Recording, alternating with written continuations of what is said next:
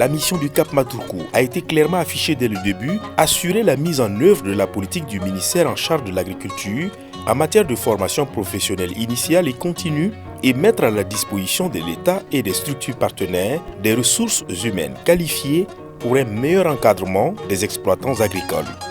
Le centre forme les techniciens de l'agriculture pour le ministère de l'Agriculture et les autres acteurs du développement rural. Les gens se disent toujours comment on rentre au Cap Maturku. Le concours direct, qui est une voie d'entrée, le concours professionnel et les tests d'entrée pour les compléments d'effectifs ou auditeurs libres, comme les appelle couramment. Les filières, ce sont les agents techniques d'agriculture. Les agents techniques d'agriculture viennent avec le BPC. Ensuite, nous avons les techniciens supérieurs d'agriculture. Vous venez avec votre bac scientifique. Dans le cadre des statuts particuliers, la durée était portée à 24 mois. L'autre élément, c'est les agents de conception. Là, on a les ingénieurs. Et c'est à ce moment qu'il y a beaucoup de spécialités parce que vous avez les ingénieurs en agriculture, pédologues, en vulgarisation agricole. Après, vous avez les conseillers d'agriculture. Là, on y accède principalement par voie de concours professionnel. Le centre est un établissement public de l'État à caractère administratif. Il dispose d'un conseil d'administration, d'une direction générale, composée d'un secrétariat général et de 5 directions techniques. L'une des particularités de ce centre, c'est son caractère polyvalent. L'accent est mis sur la formation pratique et l'ensemble des agents du développement rural y trouve son compte. Le Cap Maturku a un œil regardant sur la qualité de la formation. L'élaboration, la mise en œuvre et l'évaluation des programmes se font de manière régulière pour s'assurer que les stagiaires sont bien formés, aussi bien en théorie qu'en pratique. Pour le moment, nous avons à peu près 70% de théorie et 30% de pratique. Mais je voudrais dire que nous sommes en train de réviser nos curricula. Et dans ce cadre-là, nous avons opté pour l'approche par compétences. Nous allons inverser la situation. Nous aurons entre 25 et 30% de théorie et 70% de pratique. Et c'est là que le secrétaire général a tout un rôle à jouer parce qu'il doit regarder et veiller à la mise en œuvre du tableau de bord en synergie et en dynamique, bien sûr, complice avec les différents directeurs, à savoir donc la direction de l'administration des finances, la direction des ressources humaines, la direction des affaires académiques et de la formation, la direction de la formation continue et la direction de l'aménagement et de la mise en valeur du domaine. Le Cap Maturku s'étend sur une superficie de 1437 hectares répartis entre bâtiments administratifs, logement des enseignants, dortoirs des élèves stagiaires, salles de cours, dont des amphithéâtres, terrains de jeu, aires agricoles et aires de pâturage. Les conditions d'études ne cessent de s'améliorer. Nous avons fait des réhabilitations.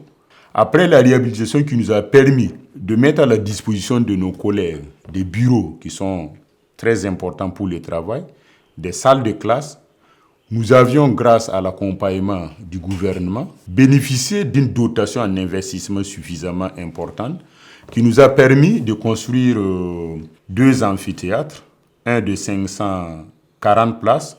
Le second est un complexe parce que c'est un amphithéâtre de 470 places, mais avec 2 salles de 90 places, 2 autres de 25 places et une dizaine de bureaux. En plus de cela, nous avons aussi engagé des travaux de voirie et d'assainissement pour non seulement préserver les bâtiments et ensuite pour fluidifier le mouvement du personnel, la circulation. Le réfectoire, ça fait une bonne dizaine, quinzaine d'années qu'il ne fonctionne plus. Nous avons travaillé à le réhabiliter. Aujourd'hui, il est prêt à être fonctionné.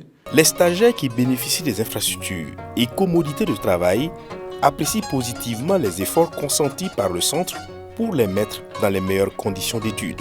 Les conditions de prendre le cours, sincèrement, il y a une nette amélioration. Vous voyez ces amphis, quand vous rentrez maintenant, vous êtes rentré dans la salle, vous avez vu les vidéoprojecteurs. Voilà, c'est des choses qu'on n'en avait pas. Voilà, les micros pour qu'on puisse vraiment entendre. Quand on était ici, il n'y avait pas tout ça. Pour les ingénieurs, vous avez vu le bâtiment est très bien réfectionné, un vidéoprojecteur vraiment d'une certaine performance. La formation est bonne. Et aussi, quand vous regardez un peu sur le plan national, même souvent les concours internationaux pour Agrimet et autres, quand on parle les majors généralement, c'est ceux qui sont sortis de cette école. 1963-2021, 58 ans après, le CAP dispose d'une nouvelle vision à l'horizon 2028, avec à la clé des innovations majeures pour adapter continuellement l'offre de formation aux besoins du marché. La vision, c'est qu'à l'horizon 2028, le centre agricole polyvalent de Matruku doit être une institution de formation professionnelle, agricole et technique de référence qui doit être en phase avec les besoins spécifiques de l'administration, des autres acteurs du développement rural. Le conseil d'administration du Cap Matruku et le ministère en charge de l'agriculture épousent la nouvelle vision qui est en train de se matérialiser par le changement des dénominations du centre. Je partage cette idée de nommer le centre là ENAFA, École nationale de formation agricole. On sent vraiment qu'il y a un changement.